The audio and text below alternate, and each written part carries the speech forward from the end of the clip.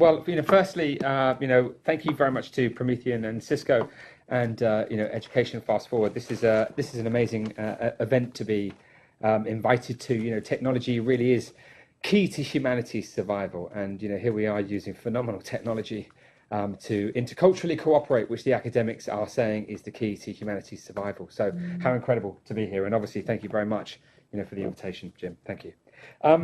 So my name is Jeremy Gilly. I'm the founder of Peace One Day, and I really want to just to I've got 10 minutes, and I'll stick to that time. And I really just want to tell you why I'm here, and that really began as a young person. I was confused, I was frightened, I didn't really understand what was going on in the world, the starvation, the killing of innocent people. Questions in my mind: is humankind fundamentally evil? Is the destruction of the world inevitable? Should I have children? Is that a responsible thing to do? And I wanted to answer some of those questions. But the only skills that I've got, given that I've got no qualifications, well, actually I've got a D in pottery, but obviously that wasn't going to get me too far. But the only thing that I really knew how to do was to use a film camera, and that's when I decided to make a film about peace. But knowing a little bit about structure, I realized that a film on the subject of peace was going to be very, very difficult, and I needed to really needed to take a journey, and that journey became trying to establish the first ever day of peace, because I was thinking, where does the peace process begin? And so having that idea was the beginning. Could I establish a day of ceasefire and non-violence with a fixed calendar date, the 21st of September? Voted by every head of state in the world. And that journey took me all over the world, every continent of the world, speaking to great individuals like Kofi Annan and His Holiness the Dalai Lama, Amri Musa, Shimon Peres, Nelson Mandela, Mary Robinson, and many, many others, going into areas of conflict, working with humanitarians, but most importantly, speaking with young people. And I spoke in the first few years to about 40,000 young people, and obviously a lot of teachers. And what was most amazing about a day of ceasefire and non-violence, a day of peace with a fixed calendar date, is the teachers were saying to me, this could be a wonderful opportunity, a starting point for young people's actions for a more peaceful world. A day when their dreams and their visions could be realized and seen. And that really inspired me and excited me. And I'm obviously delighted to say that around that period, the British government put the idea forward, along with Costa Rica, to the United Nations General Assembly, and every government in the world, every member state of the United Nations, unanimously adopted the 21st of September as a day of peace.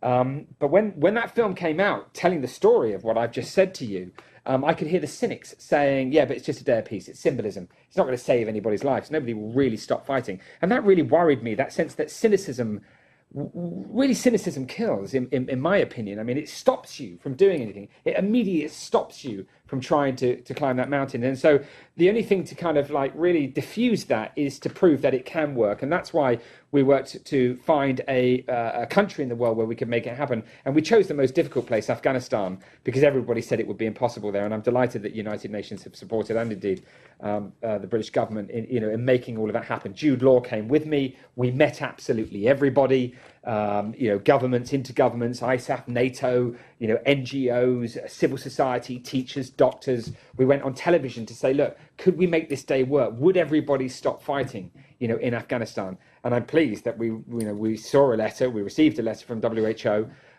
where the head of the Mujahideen has said, okay, well, we won't harm any humanitarian workers on that day. And that allowed UNICEF, WHO, and other UN agencies to take over 10,000 vaccinators into areas that you couldn't normally go, and vaccinated 1.4 million children in that first year. So the world has a day of peace, voted by every member state of the United Nations. We've proved categorically now, year after year, that lives are saved on that day. And we've built education materials, which are now being used in 197 countries, around the world, which is obviously, incredible and wonderful. And this year, we decided that because of what we saw happen in Afghanistan, in 2008, the UN said there's a 70% decrease in violence on the day of ceasefire and non-violence. And that 70% decrease in violence fascinated me.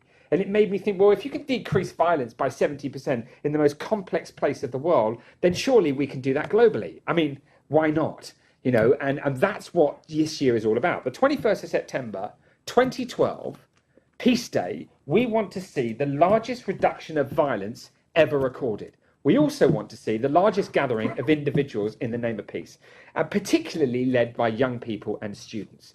I was with Ambassador Brahimi, one of the key negotiators of our world, and I said to him, if you were trying to decrease violence on one given day, by the way, this has never been attempted, so we're all part of an amazing legacy, an amazing journey to see it happen at whatever level we get to this year, because in 2013, we'll obviously climb a little bit further up that mountain of, ceasefire, global ceasefire.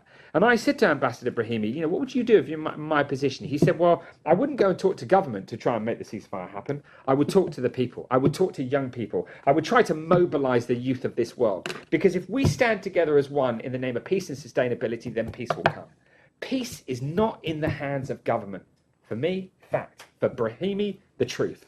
And so therefore, the most important thing that I think we can do, is to get that message across, that if we come together, if the individuals of this world come together as one, separate from politics and religion, not more important than either of those things, but as one, then we can lift the level of consciousness around the fundamental issues that we face, which of course is the protection of each other and the protection of our environment. So, that's what, Global Truths 2012 is about. And that's why, Education Fast Forward, this debate, that is happening is absolutely awesome, because, what we really want to see is the youth of this world, standing together. And that's really what's going on, in 2012. And, I urge anybody, that is watching, please visit peaceoneday.org. Become part of the membership, join the Facebook community, follow on Twitter. But most importantly, even if you don't need to do those things, but most importantly is mark the 21st of September in whatever way you can, particularly in schools. There are free education materials on peaceoneday.org. All you've got to do is register. There's a primary resource for children aged 5 to 11, and there's a secondary resource from ages 11 all the way through to 18. And they have a whole series of lesson plans, 21 lesson plans on anti-bullying, conflict resolution, the link between sustainability and peace. This is all about creating tools for young people to be the driving force behind the vision of a united and sustainable world. Because if the youth of our world stood together, then we would see, real big change. So, I'm just very grateful. I might be under 10 minutes. Am I under 10 minutes? Oh, and you've got about another 30 seconds. I've got another 30 seconds. So, I'll just say... Let's not fight over it. Yeah, no, really, no. It's just a massive honour. I think I've told you everything that I need to. Please plan your activities for the 21st of September. If we stand together as one, we will create peace one day.